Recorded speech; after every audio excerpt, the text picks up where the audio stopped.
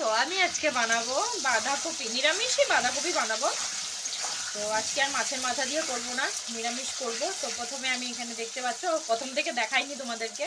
তো আমি এখানে তেলে দিয়ে দিয়েছিলাম রাঁধুনি আর পাঁচফোড়ন, তেজপাতা, শুকনো লঙ্কা। তো আলুগুলো প্রথমে ভেজে নেব, তারপর বাঁধাকপিটা দিয়ে দেবো। আলুগুলো আর নামাবো না আমি। তো দিয়ে দেবো একটু হলুদ। তো নুনটা আমি প্রথমেই দিয়ে দিয়েছি, সেটা আর দেখাইনি।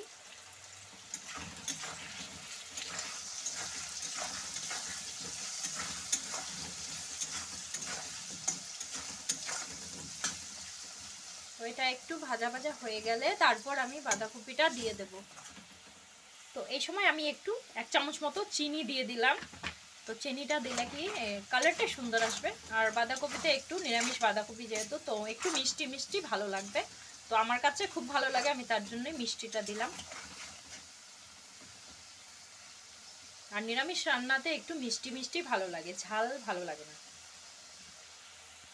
তো এবারে আমি বাঁধাকপিগুলো দিয়ে দেবো, আর ভাজবো না, আর ভাজার দরকার নেই। তো এবারে আমি বাঁধাকপিগুলো দিয়ে দিচ্ছি। তো আর এই শীতের দিনে কিন্তু বাঁধাকপি দিয়ে মানে রুটি বা ভাত সব কিছু দিয়েই ভালো লাগে। তো আমার মাছের মাথা থেকে বেশি এভাবে নিরামিষ রান্না করলে বেশি ভালো লাগে খেতে।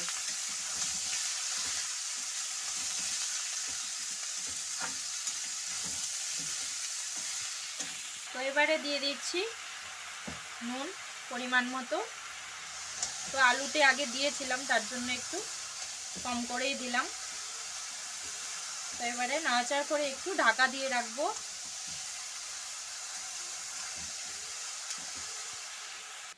তো আমি ঢাকা দিয়ে রেখেছিলাম, তো ঢাকনাটা সরিয়ে আবারও একবার নাড়াচাড়া করে নেব।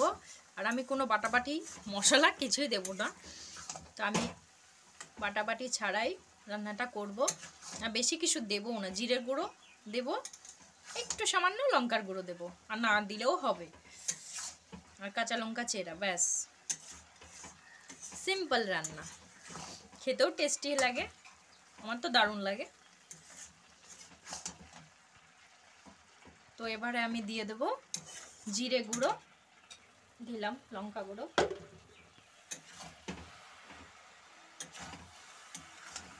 তো এবারে আমি আবার দিয়ে দেব কাঁচা লঙ্কা আর টমেটো কুচি।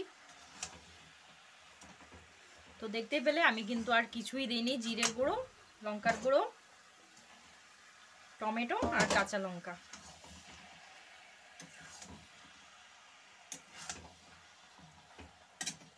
তো এইভাবে কিন্তু নিরামিষ রান্না কিন্তু দারুণ লাগে। আমি আর মটরশুঁটি দিলাম না, মটরশুঁটি ছাড়াই, আর সবসময় মটরশুঁটি থাকেও না বাড়িতে, তার জন্য আমি এভাবেই করলাম।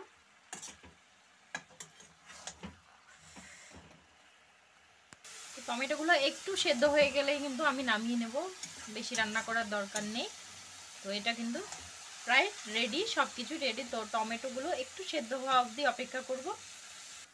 তো আমার বাঁধাকপিটা কিন্তু পুরোপুরি রেডি হয়ে গেছে। এবার আমি ধনেপাতা কুচি দিয়ে নামিয়ে নেব।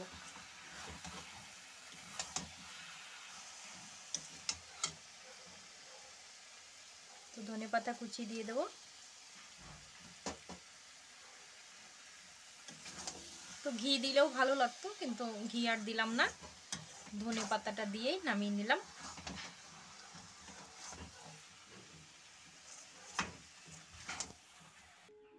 তো এখানে আমার রান্নাটা কিন্তু পুরোপুরি রেডি হয়ে গেছে, দেখতেই পাচ্ছ। তো নামিয়ে নিয়েছি।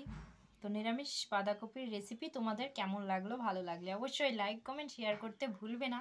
তো চলো পরবর্তী ভিডিওতে আবারও দেখা হচ্ছে। ততক্ষণের জন্য ভালো থাকো, সুস্থ থাকো, টাটা।